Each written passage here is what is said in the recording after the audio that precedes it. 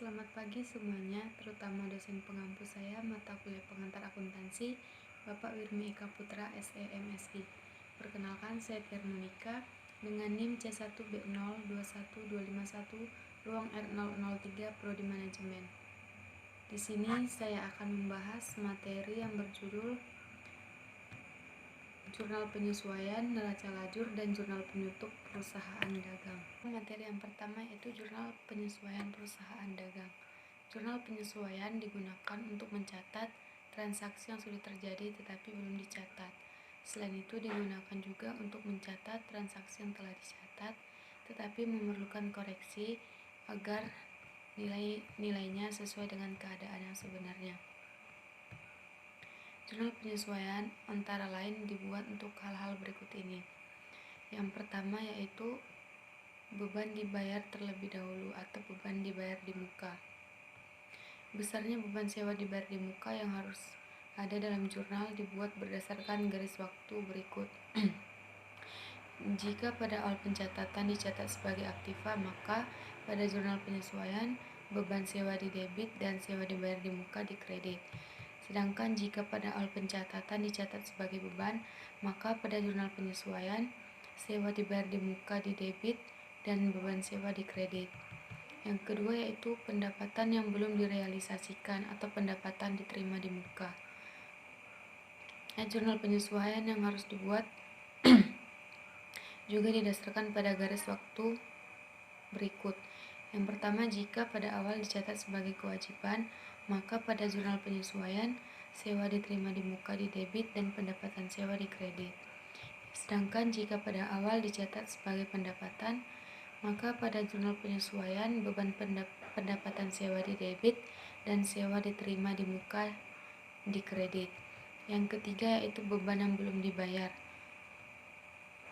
Berbeda dengan beban dibayar di muka, beban yang belum dibayar merupakan biaya yang akan dibayar pada periode yang akan datang. Maka pada jurnal penyesuaian akan dicatat beban gaji di debit dan utang gaji di kredit. Yang keempat yaitu pendapatan yang belum diterima. Pendapatan yang belum diterima merupakan pendapatan yang akan diterima pada periode yang akan datang. Maka pada jurnal penyesuaian dicatat piutang bunga di debit dan pendapatan bunga di kredit. Yang kelima yaitu pemakaian perlengkapan. Pada jurnal penyesuaian akan dicatat sebagai beban perlengkapan di kredit, di debit, dan perlengkapan di kredit. Yang keenam yaitu penyusunan aktiva tetap. Dalam jurnal penyesuaian akan dicatat beban penyusutan peralatan toko di debit dan akumulasi penyusutan peralatan toko di kredit. Yang ketujuh yaitu persediaan barang dagangan. Persediaan barang dagangan juga harus disesuaikan, yaitu persediaan barang dagangan awal dan akhir. Pada penyesuaian terhadap saldo persediaan barang dagang awal, maka pada jurnal penyesuaian akan dicatat ikhtisar laba atau rugi pada debit dan persediaan barang atau dagangan di kredit. Yang kedua yaitu penyesuaian terhadap saldo akhir persediaan barang dagangan. Maka pada jurnal penyesuaian akan dicatat persediaan barang dagangan di debit dan ikhtisar laba atau rugi di kredit. Selanjutnya, materi yang kedua adalah neraca lajur perusahaan dagang. Neraca lajur merupakan alat yang digunakan untuk mengumpulkan data akuntansi serta mengikhtisarkan ayat jurnal penyesuaian dan saldo akun untuk menyusun laporan keuangan.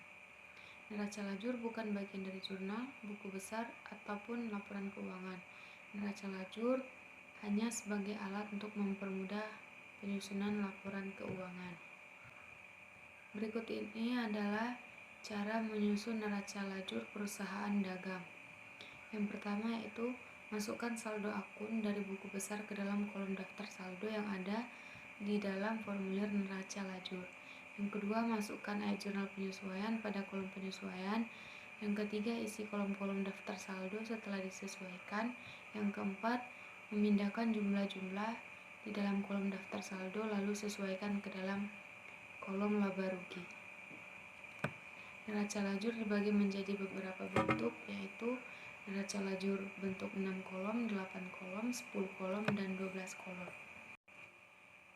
Yang terakhir adalah materi jurnal penutup perusahaan dagang atau biasa disebut ayat jurnal penutup. Ayat jurnal penutup adalah ayat jurnal yang digunakan untuk menghilangkan saldo akun sementara agar dapat digunakan untuk transaksi akuntansi periode berikutnya. Akun pendapatan dan beban merupakan akun sementara. Oleh karena itu, pada akhir periode nilai kedua akun tersebut harus menjadi 0. Pengambilan pribadi atau prive juga merupakan akun sementara yang harus ditutup pada akhir periode. Untuk akun sementara yaitu yang pertama, menutup seluruh akun pendapatan. Pendapatan utama perusahaan dagang diperoleh dari penjualan. Oleh karena itu, akun penjualan ditutup dengan mendebit akun penjualan dan mengkredit akun ikhtisar laba rugi. Yang kedua yaitu menutup seluruh akun beban. Pembelian termasuk beban utama yang dikeluarkan perusahaan dagang untuk memperoleh barang dagangan. Oleh karena itu, pembelian atau harga pokok penjualan ditutup ke akun ikhtisar laba rugi. Kemudian yang ketiga yaitu menutup laba atau rugi. Selisih antara ikhtisar laba atau rugi, sisi debit dan sisi kredit ditutup ke akun modal. Jika selisih ikhtisar laba atau rugi di sebelah debit, berarti perusahaan memperoleh laba, dan sebaliknya. Lalu yang keempat yaitu menutup akun pengambilan pribadi atau priv. Pengambilan pribadi bersaldo normal di sebelah debit. Oleh karena itu, penutupan dibuat dengan mengkredit akun tersebut, seperti modal di debit dan pengambilan pribadi priv di kredit. Berikut ini adalah contoh jurnal penutup secara keseluruhan dari perusahaan dagang. Itulah yang dapat saya sampaikan mengenai materi pertemuan kali ini. Apabila ada kesalahan dalam penyampaian, saya mohon maaf. Saya akhiri. Sekian dan terima kasih.